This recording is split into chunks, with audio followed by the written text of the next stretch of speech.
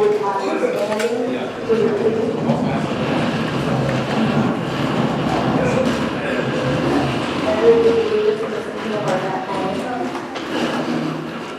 Oh, say, can you see by the dawn's early light what so proudly we hailed at the twilight's last gleaming, whose much sighs and bright stars through the perilous fight o'er the ramparts we watched were so gallantly streaming, and the rocket's red glare, the bombs bursting in air, gave proof through the night that our flag was still there. Oh, say does that star-spangled banner yet wave o'er the land of the free and the home of the brave? I pledge allegiance to the flag of the United States of America and to the republic for which it stands, one nation under God, indivisible, with liberty and justice for all. We welcome Bill Holsey to the podium to deliver our invocation.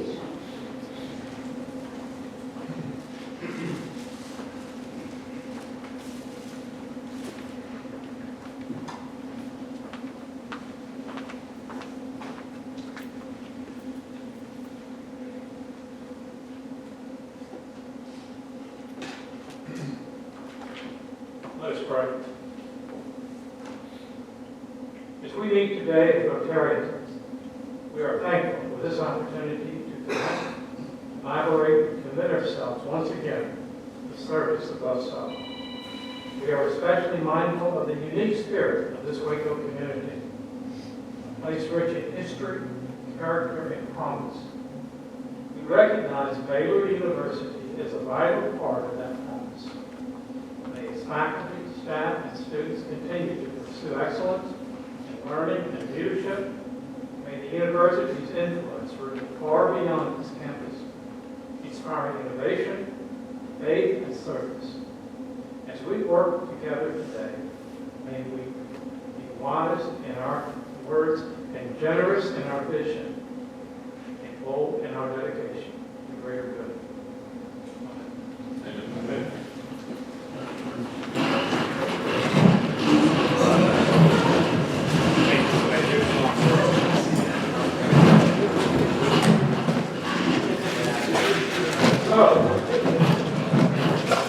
Listing the guests we have here. Matthew Smiley is a guest. Ariel Smiley. Aaron. Roby / Jerry. A guest of Easton Roby. Chris Harness, a guest of Orlando Woods. Jeff. And a guest of Susan and Ann Schreiber, a guest of Don Schreiber, Don Stoner, a guest of Russell Leipzig, Donna Halsey, beautiful wife, my guest, and Patrick of Dallas.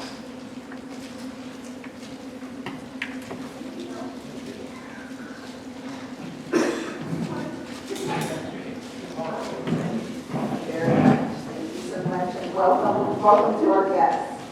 And so next we have some birthdays, so I think we got to do the birthdays, do a little bit more singing here.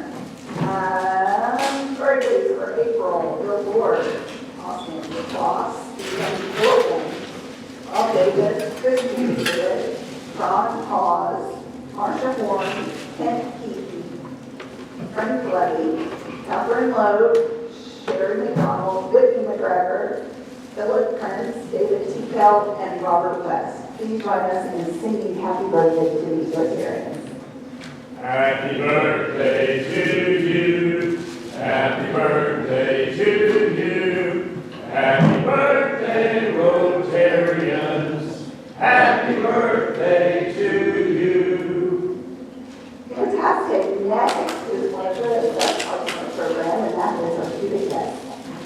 I'm going to welcome Kate Hall to introduce you to our restaurant manager.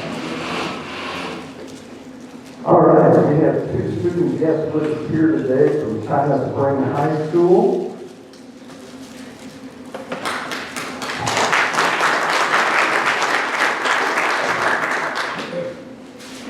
And with them, we have their principal, Max Rutherford, and counselors Jamie Gill and Megan Harder. Y'all say it.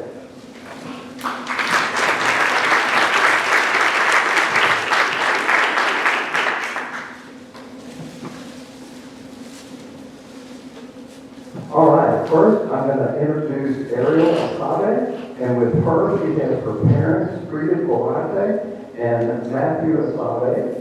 And as I mentioned, both of these students are from China Spring High School. Both are active in the Tango Aviation Project. Has everybody seen something about Tango Aviation on the news? Way cool. I've enjoyed getting to know a little bit about that. Ariel has only been accepted by 11 colleges and universities. So pray for her as she searches for more, but she has made a decision that she's going to tell us about in a little bit. She is both of these young people are on the student council. Ariel is a member, and Easton is the president of the student council. Ariel is in the National Honor Society. Both are in the band. They're both drummers. Apparently, I didn't realize how well they knew each other when they first got here today. I have the same class schedule with 7. Ariel's also done debate, UIL debate and academics.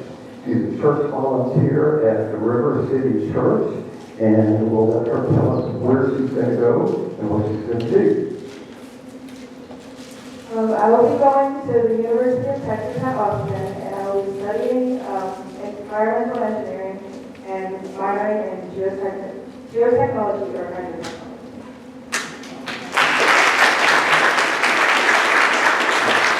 We have a food dichotomy today, as you'll find out in a minute. But Easton has also done Team Rotary Challenge, which is a very cool thing as far as we're concerned.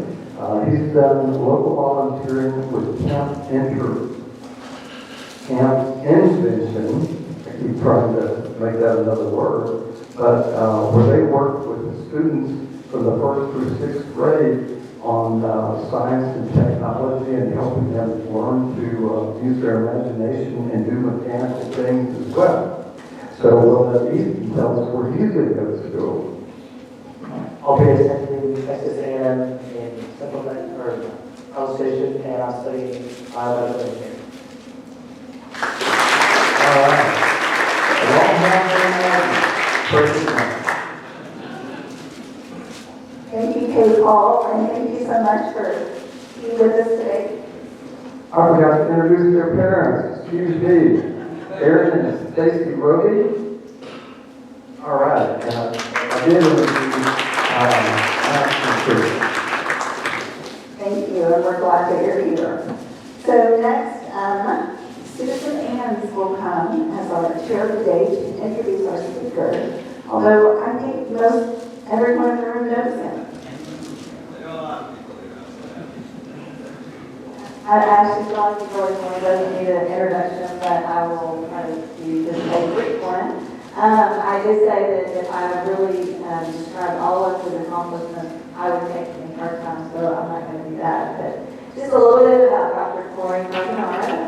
Actually, I've had the privilege of knowing him for a long, long time. Our daughters went to preschool together, is how we first met, but we have been amazed at Baylor and the work that he has done, and what a privilege that we've had to share in the accomplishments that he's had. So just a little bit about Corey.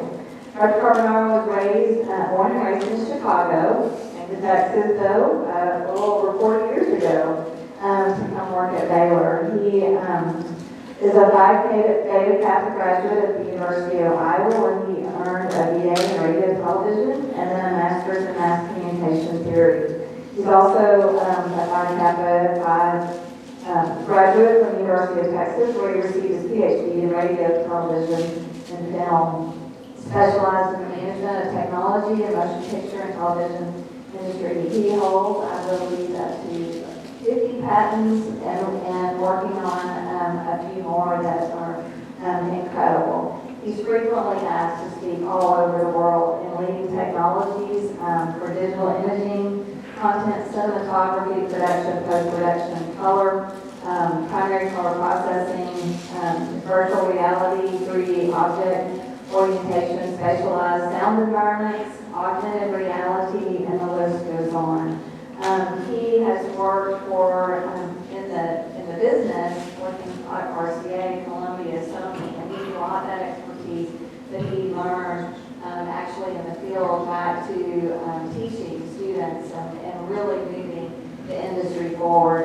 So his cinematography, production, corporate work, really have contributed, I think, to the great work that he's doing today. He serves in a variety of capacities on numerous state, national, and international committees, working with groups and subcommittees of the Federal Communication Commission, Society of Motion Pictures and Television Engineers, where he was awarded the rank of Fellow, Advanced Television Systems Committee, the Institute of Electrical and Electronic Engineers, and the International Telecommunications Union. So as you can see, his expertise is broad, and his impact is significant. So with that, I'm going to welcome Dr. Carbonara to come speak to us today about some of his latest projects. Thank you so much.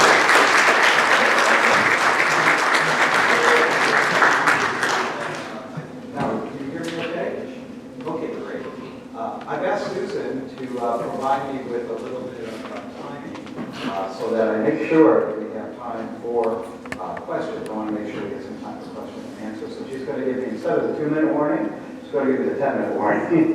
So I'll try to do as much as I can to that point, but we'll wrap it up so that we could have time for that. Before I start, first of all, that was such a generous introduction. Thank you so much. You know, the bottom line of all of this, for me personally, is really about our students. One of the most beautiful things about Baylor University is that it's really student-centric. So all of the accolades and things and the amount of different research opportunities that we've been afforded and blessed with. But our motto, and I have this with my other colleagues, especially Dr. Michael Corby, who's been with me all those 40 years plus timeline that I had at Baylor. If we can't do it with our students, if we can't go side by side with research and projects, then we're really not interested.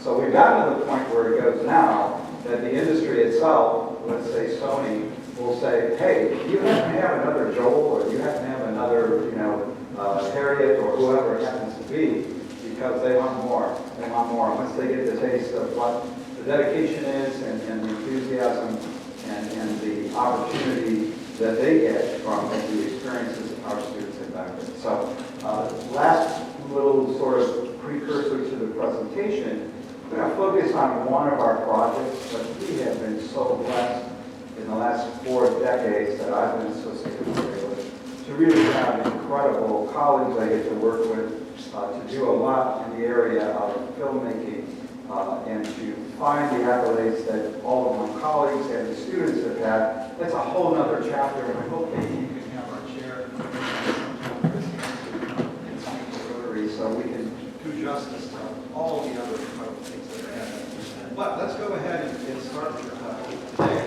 So I'm going to work on this slide here. I had no idea when I put these slides together that I was going to have a skylight. So God's shining his light upon this as well, so hopefully you'll get a chance to see it.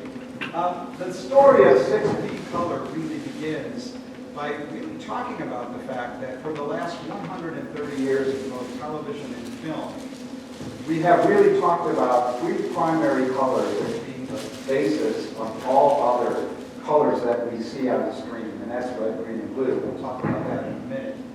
But color is really stuck in the past. And what we want to do at Baylor is we want to unstick this. We want to unleash it and actually break the iron triangle of RGB that's been there for about 130 years. So color for displays today originated out of the phosphors that were used on the old color television sets. I'm old enough to remember when our family first got color.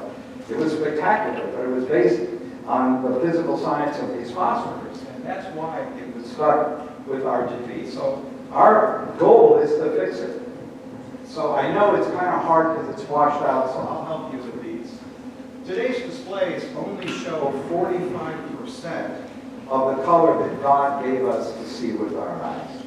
And we are really excited about sharing with you today a breakthrough that has happened through our research at Baylor, where now we can actually provide every person with the opportunity to see 100% of the beauty, the awe, and the spectacular colors that God has given us with our vision.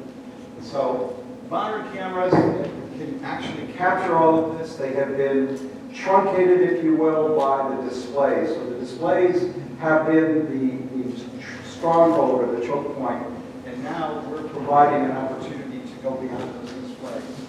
So I have the pointer here. We call this full color range. That's the project that we've done at Baylor, and we're the first system ever in history to deliver 100% of the colors.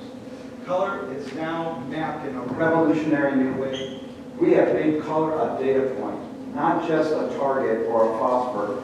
We have made it a data point, which was really the big breakthrough. And that has been so exciting for us. It's a revolutionary system. It's totally patent protected. We're going to talk about that. It's future-proof, and it's developed at our own Baylor University. So if you see a big smile on my face, it's because I'm really proud of my colleagues and what we've been able to accomplish. So how do we see color? And again, I'm sorry for this being a little washed out, but we actually see color, and we have a little target there I can point out. We really kind of see it in the primary visual cortex. I'm going to come back to this slide in a little bit, but I want to just let you know we are activating this area of the brain in a very special way. Are we okay? Are we kind of rubbing? You know, I probably could just project. That's okay. I could probably do it, unless you need it for the recording. Okay. Well, anyway, thank you for helping me. So color is additive. A lot of you probably grew up thinking that color had yellow and blue and red. And we were learning this when we had crayons and we had paper. But what's interesting is in light, and this is photons that we're talking about. That's what we actually get a chance to see. We're seeing photonic light, and those photons, when they are intersected, you'll see that the red, the blue, and the green are the primary colors that we were talking about before.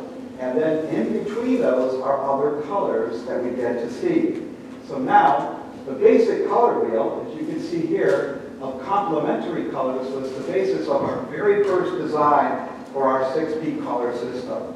So cyan and yellow and magenta are called the secondary colors of light. And this began as our first research effort. Now, this is a little hard to see because of the fact of the nature of the room, but all I'm going to do is tell you a little bit about what this slide is trying to do. This right here, okay, is actually showing us what it is that we see when we go to a theater and we get a chance to watch a movie at let's say, the Cinemark, for example. It's only 45% of everything in the color spectrum of this thumbnail that God has allowed us to see with our own eyes. So what's interesting about it is efforts to expand this by using lasers have really created a very narrow response to the red, green, and blue. And what that means is that we can have what we call metameric error. Now, I know I'm being a little geeky on you, so I'm going to really describe it. It's going to be as if we had a situation where Dana and I are going to the movie theater, and she's saying, excuse me, Corey, what happened to Superman's cape? I thought it was red. She's seeing magenta. I'm seeing red. It's because the narrowness of lasers can create this metameric error. Okay, so the solution for us was to try to provide more primary so we can fill in the gaps between the red, green, and blue receptors of what we receive in our eye and have more of the colors that we see in nature. And so this began as an idea from a colleague of mine. I was the first executive in charge of high-definition television at Sony. And so I had an opportunity to work with a gentleman by the name of Gary Mandel. And Gary had an idea, and he said, I think we could fill these gaps. I think we could do it. And he selected Baylor University to work with because he liked the way in which our philosophy was all centered on students. And so we had this collaboration between Dr. Corky, myself, and Gary Mandel, and we began to work on solving this problem of men-in-air hair. One of the other people to come on board with us very quickly was this legendary cinematographer by the name of Stephen Poster. Stephen and I had known each other because we both started in commercials together in the city of Chicago. The company I worked for was Columbia Pictures Television, and we were doing about 350 commercials a year. That was a lot of commercials, and they were great because they were all the big names that you could think of in terms of clients. But when he says it's only 3 primaries, we'll never be able to achieve the images that really match what we could see in the world.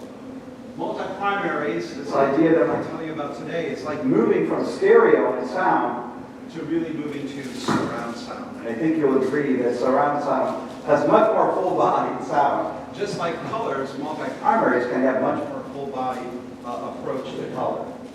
So wideband color is what we call the project to start with. And it's the case for full color range. So primary colors are captured by every camera. Everything that's in your pocket right now can actually achieve way beyond what you can see when you go to plug it back on your phone. And this is where we got so excited because we didn't have to have new cameras in order to achieve pulling out these new colors. And that volume beyond RGB, and it's hard to see, but what I'm going to do is just tell you here, we added one experimental color. We found a way to modify a projector so we could have a stack of projectors and add a true cyan. Here's the interesting thing. When we added the cyan, we wound up doing some research with our students.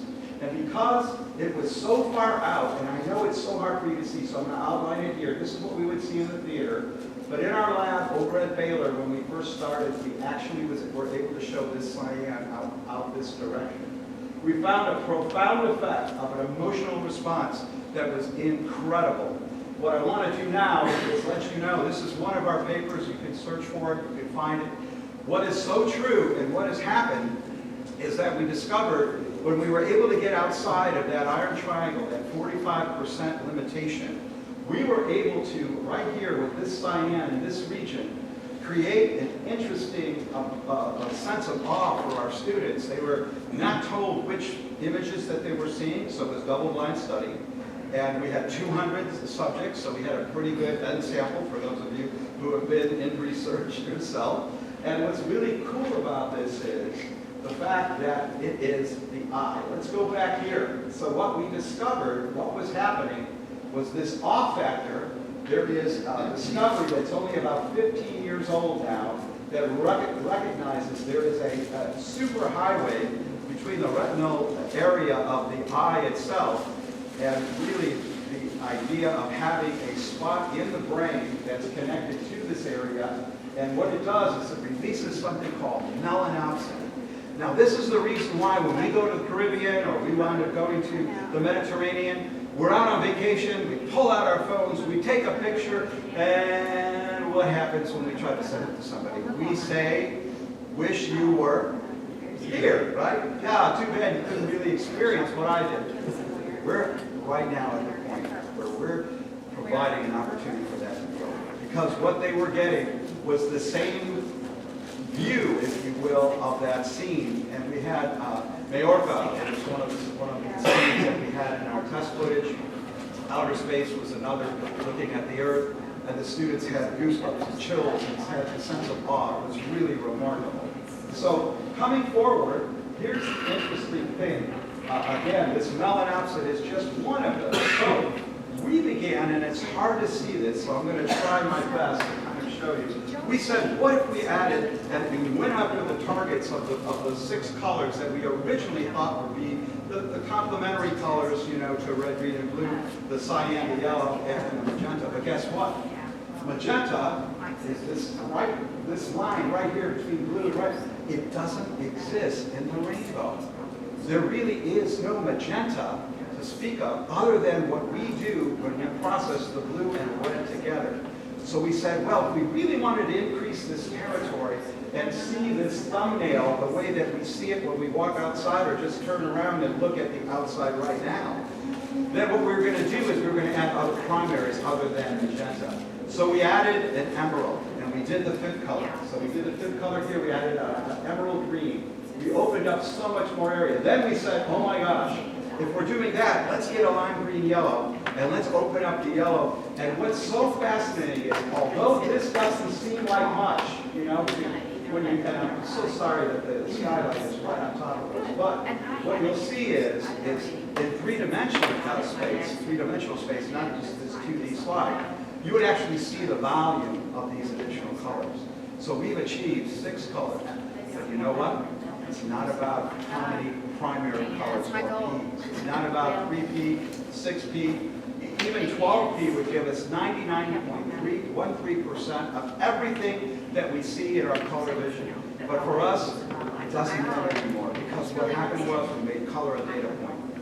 And we said because color is a data point, we can unlock 100% of all colors that God intended us to see, and then leave it to the manufacturers who would like to explore different ways to be able to display. So think about it. For cancer research, we now have an opportunity where we can put primaries instead of putting over here. And even though we've opened up a lot, which you can't see in the numbers here, I'll just tell you right now, this is near 90%, just with 6 colors, 90% of everything that God intended us to see. Over the 45% we see when we go to the theater today. But here's the other thing that's so wonderful. By opening up and having this be a data point and allowing for manufacturers to decide in terms of things like medical applications, we could now see nuances and differences in tissue. You now have colors that could be skewed to the red-green line rather than worrying about the cyan, and really be able to do even earlier detection of things like cancer. So now our students who are working with us 100%, they're getting the goosebumps along with us. Because now we can make a difference. Baylor University, out of right here in Waco, Texas, we are opening up a new opportunity to see color. One of the most exciting things that God did for us is that He allowed us to have a Space Act agreement with NASA. Now, one of the blessings that I'm here to tell you that you could be proud of about Baylor University is our students have gone long and flung the green and gold far and wide, okay? And what I mean by that is this signature, which you can't really see here, of Dylan Mathis, is the person who is in charge of all acquisition of all digital imaging that comes from the ISS and came from the shuttle. This is my graduate from 35 years ago. We have now, yes, please. They opened up the National Association of Broadcasters from Space in 4K, where the astronauts from the ISS were actually live, and Dylan produced all of that. I'm so proud of him. That's just one example of our students in action. But it was so meaningful for me to have this letter that said, we at Johnson Space Center, NASA, want to work specifically with you and your department, the Digital Media Department of Baylor University, to form the Space Act Agreement, where all new future digital imaging will begin to incorporate the incredible findings and incredible science that we're able to achieve. So now, as we look forward to having people step on the moon again, we're going to be able to have an opportunity for it to be in Baylor. So this is a really great achievement. We can't wait for that to happen. So here we go. What we're trying to say is the breakthrough for us was to not see all the territory of bandwidth that had to be used by having these colors be frequencies. Now we're a data point, an XY coordinate. For anybody that's been in any classes where you know the X and the Y, right? You know that now it's like playing Battleship. What we do is we make it the XY coordinate to know exactly where that color is going to be. Precise color that has never been achieved before in the history of display and the history of capture. So we are just so excited about it. So what does this mean? Guaranteed reproduction accuracy. Here's the interesting thing. We were able to partner with a venture capital company that came in and said, Corey, you and your team, we believe in you so much. We are going to create this venture capital opportunity and do an academic business cooperative. This is something that Bill Halsey understands and knows, and many others in here, like yourself, who really know George Kosmetsky, my mentor. And really, at this point, it's something that I know my mentor will be really proud of, an academic business cooperative. And by that, there was a company called 6P Color Inc. that was created, and it was Waco Ventures that did it, and then through a whole emphasis on leadership, we were able to take a look at an opportunity for a company to really bless Baylor, to bless this community by having things like looking at an increase of application of this color in gaming, cinema, home, entertainment, museums, digital advertising, in-store displays, makeup for anybody who wants to look at this at like Dillard's, looking at any critical accuracy like I talked about before for medical imaging, and basically how do we stack up against the biggest and most interesting color development of our modern time, which is Dolby Digital, which is really the Dolby approach. We have checked, and I don't think you can see the X's here, universal compatibility all across platforms, comprehensive color control. We're future ready. That means 100% is 100%. Unmatched flexibility away from just RGB, and revolutionary data mapping for precision to allow for the most incredible applications of color possible. So we've checked all the boxes, and the portfolio now, I can tell you probably can't see that, but we're at 95 patents. 95 patents. We have right now 74 of these, which are actually patented. You could look them up on your phone today. And the other ones are actually patent pending, or they happen to be international patents. Now, how in the world did you get 95 patents in a short period of time since 2018 to 2025? Well, I'm going to answer that. It pays to be old. It turns out that all of us who are actually named on all of these patents, we are all over 65 years old. And in 2018, there was a new piece of legislation that came down that said anybody who is patenting, who is over 65 years old, we need to put to the head of the class because we're afraid they might die before they have. So, through the grace of God, we are now sitting at something that I'm so proud of because this represents not just my effort, not just the people named on the patent, but all of the students, all of my fellow faculty members, and everybody who has contributed to this, to give Baylor University an opportunity to literally start to, it's R1. This is a total R1 project for Baylor University. We're now able to produce that tally and add to the tally of all the patents that Baylor University has. And again, if you think about it, looking at it in terms of 7 years, this is an incredible accomplishment that could only be done through the grace of God. So we're very excited, and to wrap it up a little bit, the advantage, obviously 6P coloring says the future is colorful indeed, and it can be financially colorful too, because if you look at it just in terms of the streaming market, I'm here to tell you, you've got companies that are listed here.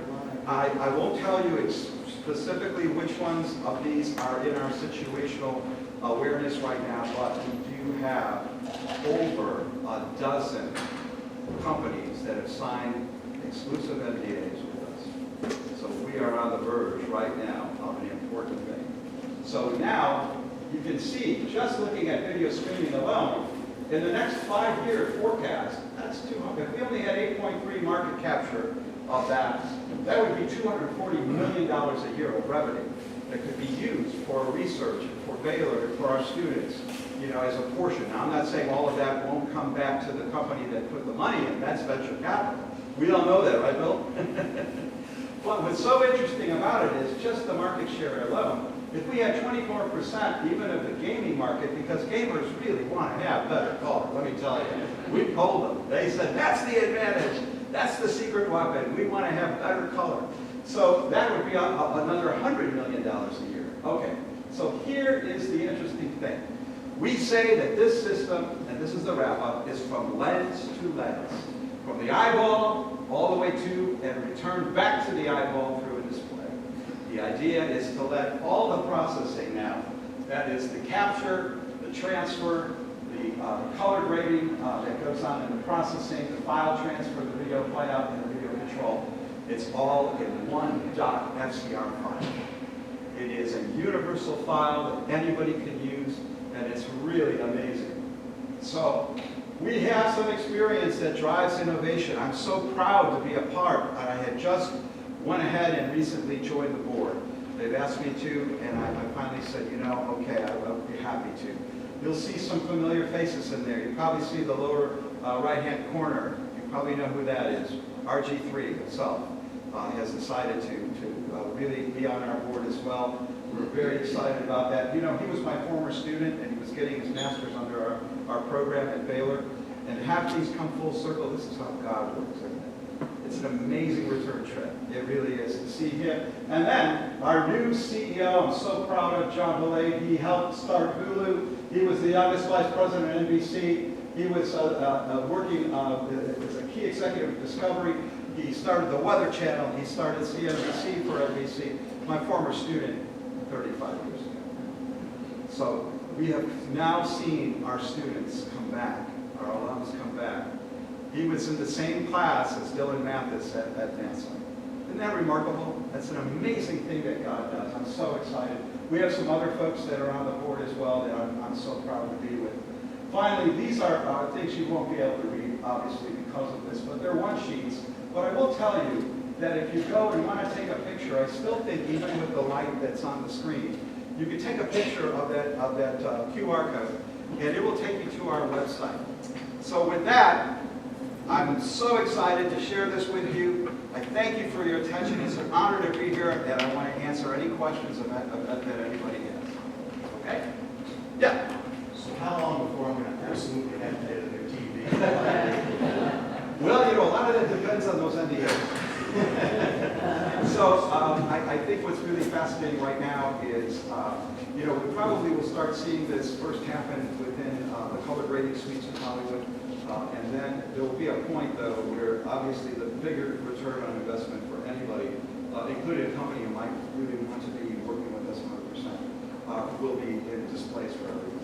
But we are talking to everyone. All the manufacturers that are in our pockets right now, we're talking to all of them. All the major Best Buy brands that you see. There's not one in Best Buy right now, including Insignia, which I'll tell you, that we're not already talking to. So it's hard to say for sure, but I would say that 2030 timeframe, the next 5 years, the future is colorful. Yeah. Right now, when I go to Photoshop, I see RGB 0 to 255. Yeah. How is that? Yeah, so what that is, that's called 8-bit. And what that means is that from 0 to 255, we have 0 at black and 255 at white. We have all the grayscale. But you know, this system that we created is so incredibly more discrete that we can have not only 8-bit or 10-bit, but even 16-bit for Hollywood purposes. That just means that we have the capability of giving you the precise color. And again, our students, like your son, Zach, who's in my class right now, they've been able to kind of see those, right? So it's been really an amazing situation. So we get to do 8-bit, 10-bit, 12-bit. Here's what it means. If you've got a Roku box in your house, for example, then there's no reason, using our system, you couldn't just now be able to tie that to a display that would have 6 colors, 8 colors, whatever color the manufacturer wanted. We do not carry any head-end bandwidth issues. We are working within everything that exists right now, and there is no head-end penalty that is there. Yeah. So since you reduced the color gamut from 1s to 0s and the advent of AI, Yeah. and especially with the video, focusing mostly on corporations that gamers anymore, what's the process that you could, one, reduce sound waves to 1s and 0s and integrate that, and also use it with new types of laser projection television, and analyze the MRI images of gamers? Absolutely. All of that is wonderful. And the fact that we're a data point means we're in that digital 1 and 0 category. And so this ties into all the breakthroughs that have been done in audio, so that the experience at your home, or the experience of a researcher somewhere that has to research not just audio but video. One of the things that Dylan mentioned to us was that the scientists are so excited over at Johnson Space Center because when Buzz Aldrin had stepped his foot on the moon, he took some interesting pictures from the constellation, which at the time in 1969 was a really, really great photo, right? But when he did and they developed it, he didn't see the fluorescent orange dust that was on his shoe, on his foot. And now that fluorescence is all going to be captured. So they are so excited. We're excited about being a part and getting a chance to work with the artists. So, but that's a great question. I hope I answered it. Anybody else have a question? Okay, Bill. Yeah, I know from experience that a significant percentage of the attacks that come from the U.S.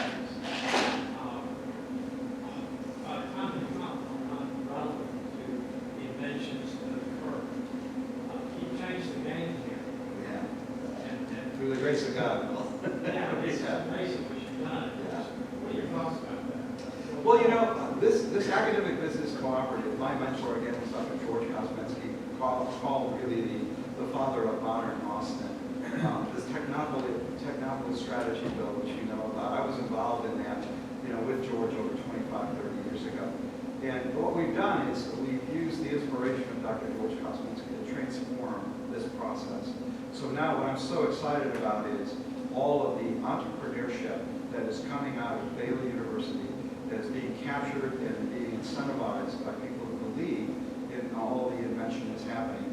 We are accelerating the process, the go-to-market process in the TRL, which is really this layering, if you will, of how technically ready and enabled you are. We've compressed the time, and we've been able to. We were the first, for example, out of Baylor, the new Baylor, I call it. We were the first to actually be out in the market. Now there's a lot of other innovations. So what's happening is that Baylor is now becoming the forefront of this experiential learning. Again, you were talking about AI. We're not shying away from that. We're incorporating it. What we have is a capability to work with a manufacturer. I'll just use my own company that I used to work for, Stony. We can make a digital twin today of what that experience is that people are getting from that Sony set. But we all know that below the hood, on each manufacturer, there's more than what the 45% cap was for the RGB. We know there's more, even in RGB. So part of our patent says to make RGB existing sets, the sets that you want, even better. And that could be flashing the prom, which is a way of doing it inside the set, providing new software capabilities to flash back. And so, like I said before, it's so exciting because we're going to be able to accelerate. But we couldn't have done it without Waco and without the investment of people who believed in us here in this city, Waco Ventures being the key right down to us. That has opened up so many other opportunities for us to move through the angel into the rounds, the various seed rounds that we've been able to. There are 45 people who are now working on this project. We started with Michael, myself, and Gary Mandel. It was an idea in 2018. It's got to be a better way to go. And from there, look at where we're at now. And those 45 are through a consortium where we don't have them on salary, as so to speak, but we have them as part of a relationship with Brazos Innovation Partners, which also was spawned out of innovation here from Baylor University. So, anyway, yeah. So I'll get to you. I promise you. So the company is going to be located in Waco? Yeah, the company's located in Waco. What that company looks like a year from now, 3 months from now, 5 years from now, only God knows, and we're ready for him to let us know. But yeah, this is the idea. The idea is to continue the research and to allow that to happen here. What I love about this is I can report to you that my students, for example, are the world's first 6-beat colors. They are actually taking the images, we're able to work with it in raw state, which means raw is beyond the iron triangle of RGB, and they are shaping the images that are coming from the space station, from the ISS right